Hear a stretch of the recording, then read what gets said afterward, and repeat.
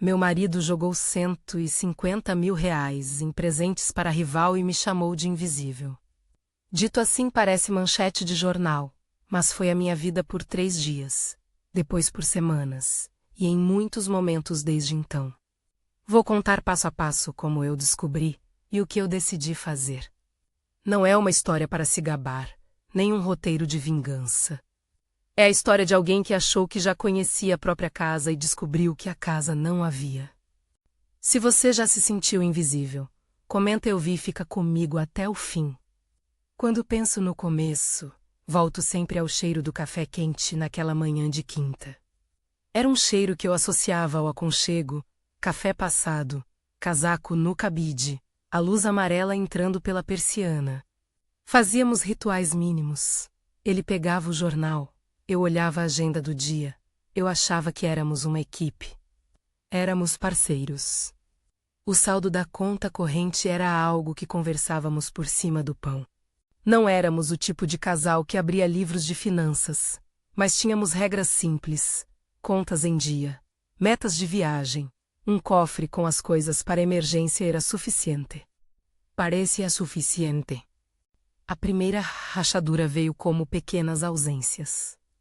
Jantares que ele esqueceu de avisar, mensagens lidas e não respondidas, risadas abafadas no quarto do escritório. No começo eu justificava, trabalho estressante, noites longas, projetos apertados. Eu me acostumei a ser perdão e paciência. Me acostumei a ocupar o espaço do apoio e a aceitar a pequena solidão com um sorriso. E quando os sinais aumentaram, eu os contornei com explicações.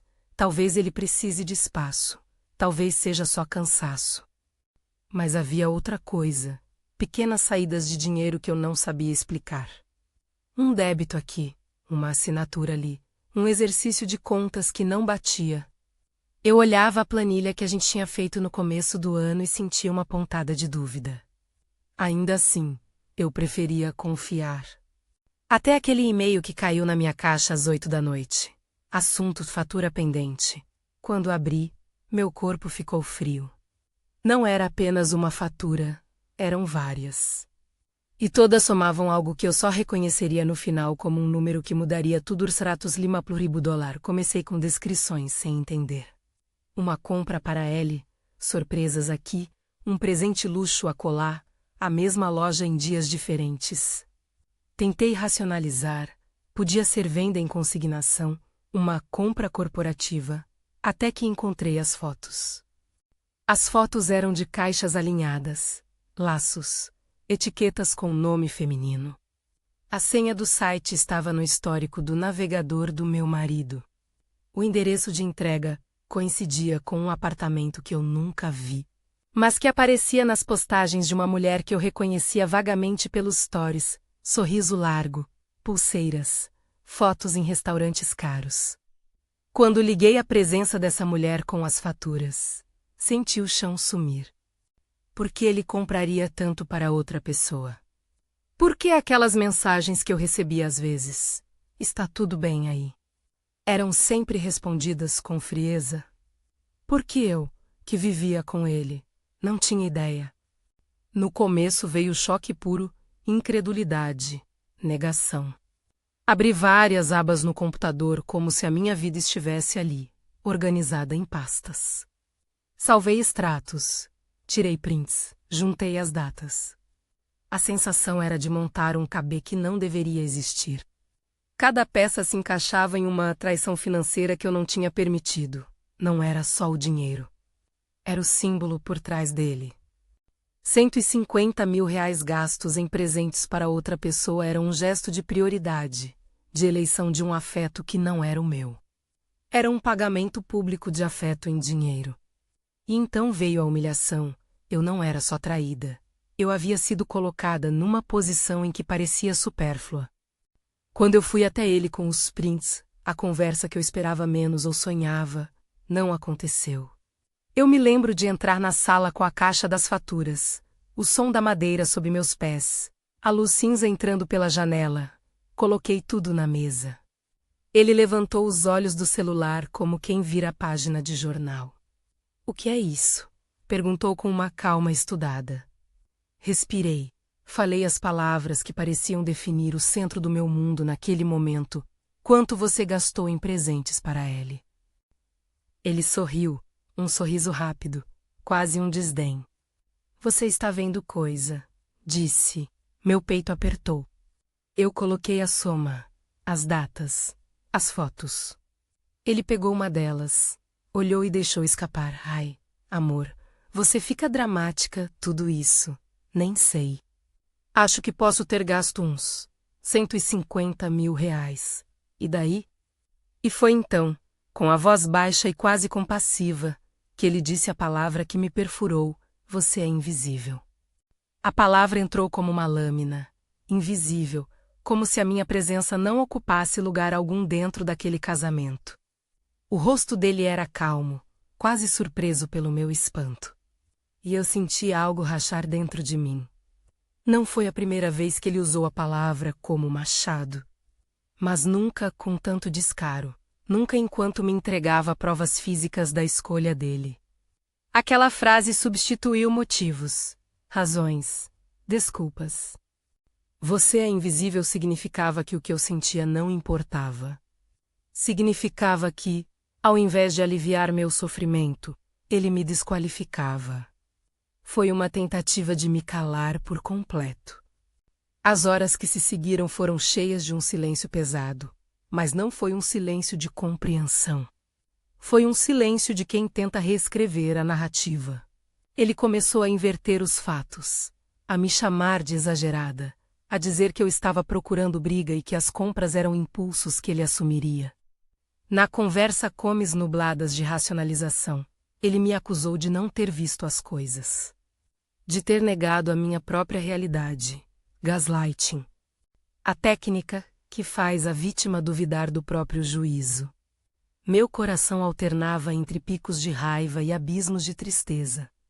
Como eu poderia me manter inteira depois de ver o meu nome reduzido a nada? Ao mesmo tempo, houve uma exposição. Meus amigos começaram a notar mudanças. Um comentário, um olhar trocado, mensagens perguntando se tinha acontecido alguma coisa. A vizinha, ao me ver chorando na escada, ofereceu um café e ouviu um resumo rápido. A família entrou em cena também, com conselhos, opiniões.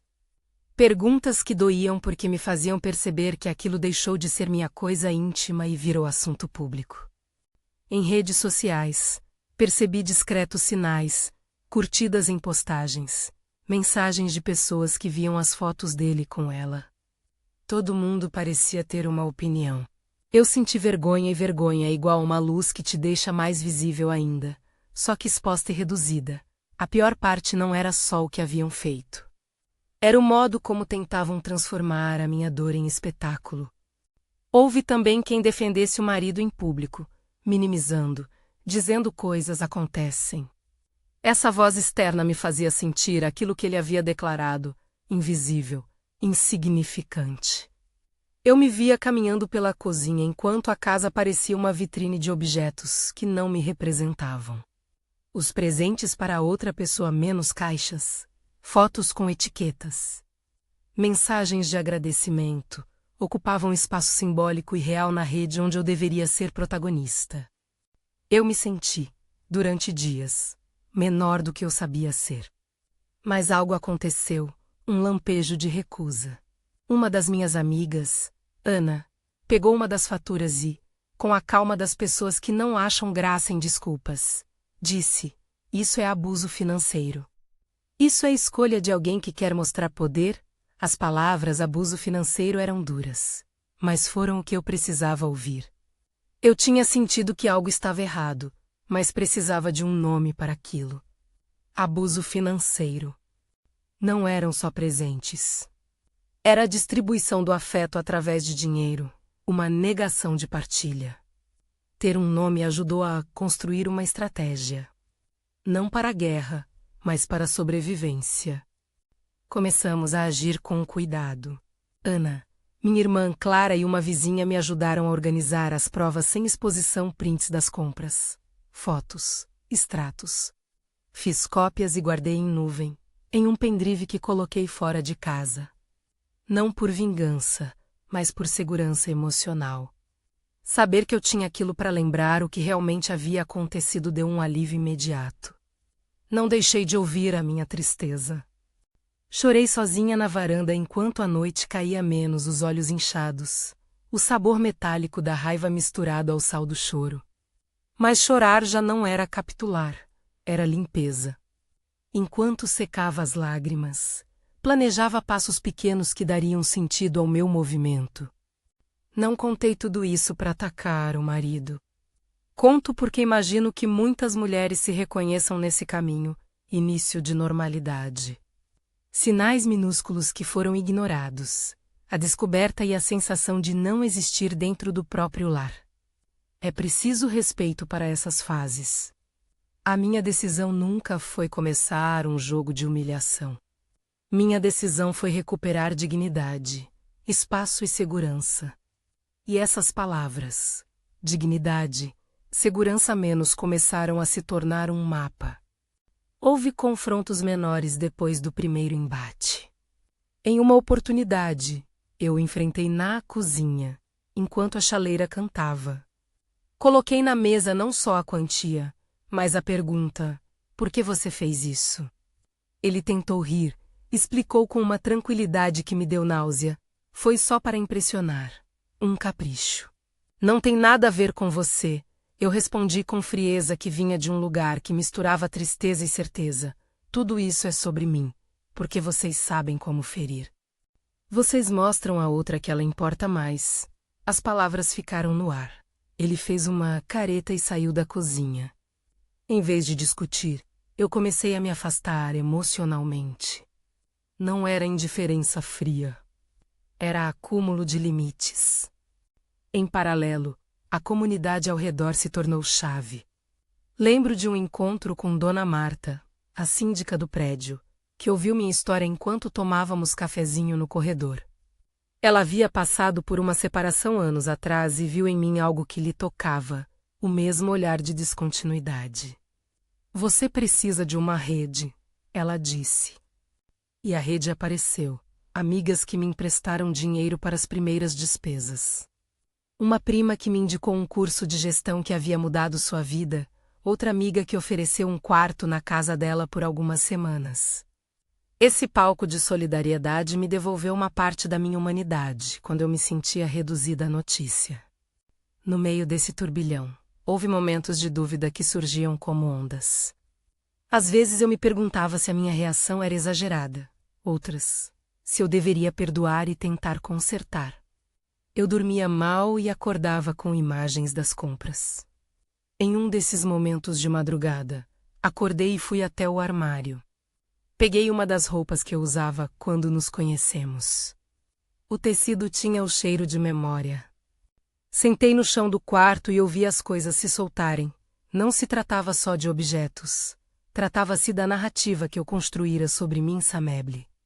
Eu não podia aceitar que alguém decidisse meu lugar. Aquela roupa me lembrou que eu existia antes do casamento e que existiria depois. Era uma pequena âncora. A virada, quando veio, não foi um rompante heróico. Foi a soma de gestos discretos. Primeiro, eu pedi um tempo. Não uma declaração dramática, mas um pedido prático. Precisava de espaço para pensar. Ele reagiu com surpresa e com a velha tentativa de me minimizar, dizendo que eu estava dando espaço demais para a imaginação. Eu mantive a posição e disse: preciso sair dessa casa por alguns dias. Arrumei uma mala com o essencial e fui para a casa da minha irmã. Naquele momento, sair de um lugar onde eu me sentia invisível já foi um ato de afirmação. Mudança física gera movimento emocional. Na casa de Clara, fui recebida com um café, franzidas de testa e um abraço que dizia: você não está sozinha, nos dias que se seguiram. Organizamos um plano que não era vingar, mas preservar. Procurei apoio psicológico, porque aprender a nomear sentimentos e ter um espaço seguro para as slós foi fundamental. Conversei com amigas sobre possibilidades práticas, mudar-se para um apartamento menor. Reorganizar finanças, avaliar os próprios projetos. Comecei a olhar para as minhas habilidades e a perceber que sempre houvera coisas que eu havia adiado por pensar que o casamento seria minha prioridade absoluta. Aquela sensação de invisibilidade tinha me feito abrir mão de projetos, de cursos, de sonhos discretos. Um passo importante foi a decisão de assumir as rédeas das finanças. Não no sentido de brigar por dinheiro, mas de retomar a autoria da minha vida. Fiz um curso online de gestão financeira pessoal recomendado por uma amiga. Não porque eu queria vingar ou provar algo para ele, mas porque queria aprender a segurar o próprio destino. Comecei a vender bolos e doces por encomenda, menos um hobby antigo que eu nunca tinha levado a sério. Os primeiros pedidos foram tímidos. O primeiro cliente foi Dona Marta, que comprou 4 fatias de bolo para o almoço do condomínio. Foi pouco, mas fez diferença. Cada venda me devolvia um pedaço do meu valor. Depois, fiz uma pequena feira na pracinha, com cartazes feitos à mão. Pessoas começaram a comentar sobre a qualidade, a me indicar. Foi um recomeço silencioso, com pequenas vitórias que somavam. Ao mesmo tempo, conservei as provas que juntei numa pasta. Não para exibí-las como espetáculo, mas para que eu pudesse ter clareza e, se necessário, buscar apoio profissional. Procurei uma advogada amiga da família apenas para entender minhas opções, sem compromisso. Ela me explicou, com termos técnicos ausentes de promessa, que eu tinha direitos e caminhos possíveis. Essas consultas me deram informações, não soluções mágicas. A segurança emocional não vinha de um documento. Vinha de sentir que havia alternativas fora do salão da humilhação. O confronto final foi breve e decisivo. Marquei uma conversa para esclarecer o que eu queria. Não era punição, era uma reestruturação de vida. Ele me encontrou com cara de interrogatório, e eu, com calma que não era natural, falei do meu limite. Eu não vou ser invisível por mais tempo, disse. Ele tentou, de novo, inverter a narrativa, dizer que eu era dramática, que exagerava. Eu respondi sem gritos. A invisibilidade que você nomeou em mim é a tentativa de você me retirar do jogo da minha vida. Eu escolho voltar para o jogo e pedi o que precisava, espaço para me organizar. Respeito pelo meu tempo e que os gastos fossem esclarecidos entre nós. Não pedi que ele devolvesse o dinheiro imediatamente. Não fiz ameaças. Pedi clareza e limites. O silêncio que veio a seguir foi diferente. Era de quem começava a entender que algo havia mudado. A consequência imediata não foi um conto de fadas. Ele pediu desculpas, de forma tensa, e por alguns dias a casa ficou com um clima de detetive, mas eu mantive o meu plano. Mudei de apartamento para um lugar menor, com uma cozinha que era minha. O primeiro mês foi de contas apertadas, café simples e muitas planilhas. O apartamento novo cheirava a tinta e possibilidades.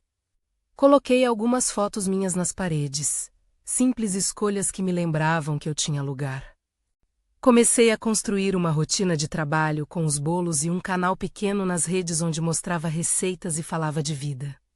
Aos poucos, clientes viraram indicações, indicações viraram renda. Renda virou independência que não era completa, mas que me permite respirar. Reconstruir não significa apagar o que aconteceu. Eu carreguei as marcas daquela traição, e isso me deixava atenta. Em uma reunião com a família, explicitei limites novos. Não aceitava que assuntos pessoais virassem mesa de bar. Não aceitaria minimizações. Algumas pessoas se afastaram. Outras se aproximaram de formas mais maduras. A amiga que me apresentou ao curso virou sócia informal no sonho de abrir uma pequena confeitaria. Nada aconteceu de imediato, mas a soma dos pequenos passos começou a me transformar. Aos poucos, o que antes era humilhação virou energia de criação. Uma parte que me tocou profundamente foi perceber quantas outras mulheres me escreveram depois de eu contar partes da história. Mensagens com obrigada, me vi em você. Como você teve coragem. Chegaram com força. Entendi que expor a minha experiência com cuidado tinha um impacto coletivo. Não porque eu queria atenção, mas porque muitas vezes a visibilidade é o que gera movimento social. Ao dizer isso me aconteceu, outras percebem que não estão sozinhas. Minha visibilidade voltou a existir como escolha e não como imposição dele. Eu escolhi contar quando eu estava pronta. Também houve decisões práticas que tomei por bem-estar. Cancelei contas conjuntas que só serviam para confusão emocional. Abri uma conta própria e comecei a dirigir meus próprios recursos. Aprendi a dizer não. Aprendi a recusar convites que me expunham antes da hora. Fiz terapia menos um lugar onde eu pude traduzir o que me acontecera sem medo de julgamento. Não foi rápido, nem sempre linear. Havia dias de recaída, em que a tristeza me pegava de surpresa. Mas a cada recaída, eu tinha ferramentas para me recompor, uma amiga que me esperava com sorvete, uma playlist para chorar. O caderno onde eu anotava metas pequenas, como pagar internet, fazer feira. Essas metas deram sentido ao meu dia. Eu quero ser honesta, nem tudo se resolveu como um filme que fecha com aplausos. Ele continuou morando em casa por algum tempo. Houve negociações, conversas tensas. O que mudou foi a minha postura. Eu deixei de aceitar o papel invisível. Eu recuperei nomes para sentimentos que antes eu carregava sem saber rotulá-los. Esse processo exigiu tempo e paciência comigo mesma. Não foi uma vingança. Foi um retorno à casa de mim. Hoje, quando olho para trás, vejo que os R$ 150 mil foi um ponto de inflexão. Não porque o valor é o que dói. Poderia ser R$ 15 ou R$ 1.500. O que feriu foi o significado de escolha. Gastar tanto em outra pessoa é, em essência, dizer, você não importa, e eu me recusei a aceitar essa sentença. O dinheiro foi apenas um sintoma. O que havia por trás era uma dinâmica que precisava ser mudada. Algumas lições que carreguei. A primeira é que silêncio não é segurança. Por muito tempo eu achei que calar ajudaria a manter a família, a paz, a imagem. Percebi que calar me adoeceu por dentro. A segunda é que apoio importa. Ninguém reconstrói sozinha. É legítimo pedir e aceitar ajuda. A terceira é que nomes importam menos. Saber rotular o abuso financeiro me ajudou a agir. A quarta é que pequenas ações somam. Mudar de casa, abrir conta, vender um bolo são atos que redesenham a identidade. E há ainda a parte da empatia. Não virei uma pessoa rancorosa. Aprendi a separar atos de pessoas. Há quem não entenda o que fez. Há quem reconheça de forma tardia. Entender não é desculpar. Eu ofereci a mim mesma a liberdade de escolher, ficar ou não. E escolhi a liberdade de poder escolher outra vez, todos os dias. Se você está assistindo e se identifica, a minha sugestão é simples. Não espere que alguém nomeie sua dor por você. Procure uma rede que te veja, proteja-se, guarde provas se precisar. Procure ajuda profissional para cuidar do emocional. E, sobretudo, acredite que se reconstruir é possível em passos pequenos. Não é um caminho linear, mas é real. Hoje, ao abrir minha pequena confeitaria, sinto uma coisa diferente. As pessoas que entram me olham nos olhos. Elas vêm não para ver o que eu perdi, mas para experimentar o que eu criei. Eu aprendi a ser protagonista do meu lugar. Há dias em que a história ainda dói e eu conto para não me esquecer do que não quero mais ser. Há dias em que o bolo sai perfeito e eu sorrio sozinha. Ainda uso as cicatrizes como lembrete, não como algemas. Se alguém me perguntasse qual parte teria mudado, eu diria que teria percebido os sinais mais cedo e ter conversado comigo mesma antes de tentar salvar o casamento a qualquer custo. Se pudesse voltar, teria dado ouvidos à minha intuição antes de normalizar ausências. Mas a vida não volta, ela segue. E eu sigo com mais clareza. Antes de encerrar, quero agradecer a quem leu até aqui. Se essa história tocou você, compartilhe com alguém que talvez precise ouvir que não está sozinha. Se você quiser acompanhar outros relatos e pequenas vitórias, inscreva-se no canal. E se tiver uma experiência parecida, deixe nos comentários. Não para criar espetáculo, mas para formar uma rede de apoio. Eu li cada mensagem que recebi, e sei que, em conjunto, somos mais visíveis do que nos disseram ser.